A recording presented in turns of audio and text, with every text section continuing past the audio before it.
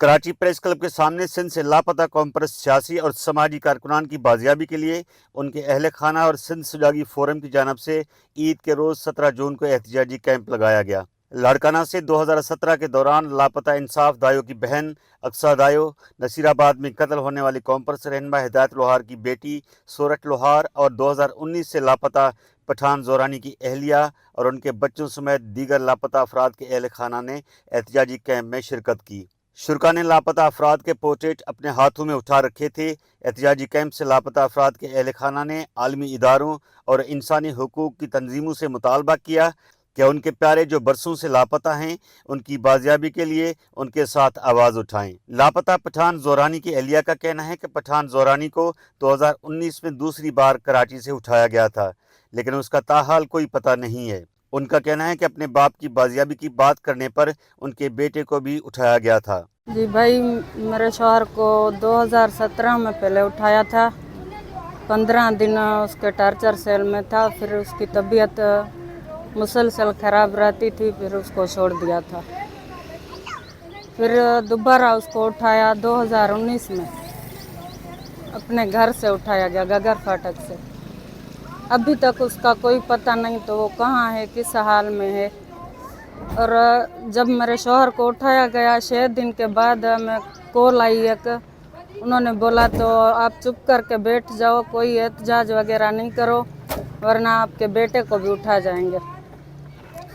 वो उन्होंने वही किया, मेरे बेटे को भी उठा के लेके गए थे। मेरे बेटे को भी 10 महीने उसने 3 महीने अपने टार्चर सेल में रखा, फिर 7 महीने उसको जेल में, पंजाब जेल में बंद कर दिया, फिर उसको छोड़ दिया। अभी मेरे शौहर का कोई भी पता नहीं मेरा शौहर कहाँ है और किस हाल में है। हिदायत लोहार की बेटी सोरठ लोहार का कहना है कि सिंध के सियासी कारकुनान को पहले लापता किया जाता रहा है, अब उन्हें कत्ल करवा दिया जाता है। उनके वालिद हिदायत लोहार और न्याज लाशारी के साथ भी ऐसा ही किया गया है। वो इंसानी हुकूक की आलमी तंजीमों से मदद की अपील करते हैं।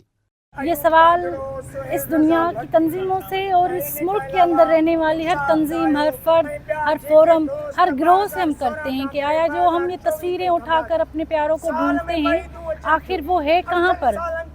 हमें इतने सालों से क्यों नहीं बताया जाता कि आखिर वो जिंदा भी हैं या इस रियासत ने, उसकी एजेंसियों ने उनको शहीद कर दिया है। वो समझते हैं कि भाई कुछ साल के बाद हम उनको छोड़ देते हैं, फिर आया वो प्री प्लान करके, एक टारगेट करके हमारे लोगों को मार रहे हैं, जैसे मेरे वालिद हिदायत लोहार। ईद की खुशियां छोड़कर अपने भाई की बाजियाबी के लिए कैंप में शरीक अक्सर दायो का कहना है कि वो अपने भाई की बाजियाबी के लिए 7 बरस से जदोजहद कर रही हैं। मेरा भाई इंसाफ दायो जो है वो टेलर मास्टर का काम करता था और उसे अपनी शादी नज़र मौला लाड़काना में वहाँ पर काम कर रहा था। दिन के 11 बज रहे थे। विगो गाड़ी में सवार 6 अफराद थे जिन्होंने नेकाब पहने हुए थे और हथियार थे, हथकड़ियाँ लेकर आए। मेरे भाई का नाम पूछकर उसे हथकड़ियाँ लगाई और चेहरे पर ब्लैक कपड़ा जो है पहनाकर उसे उठा कर ले गए हैं।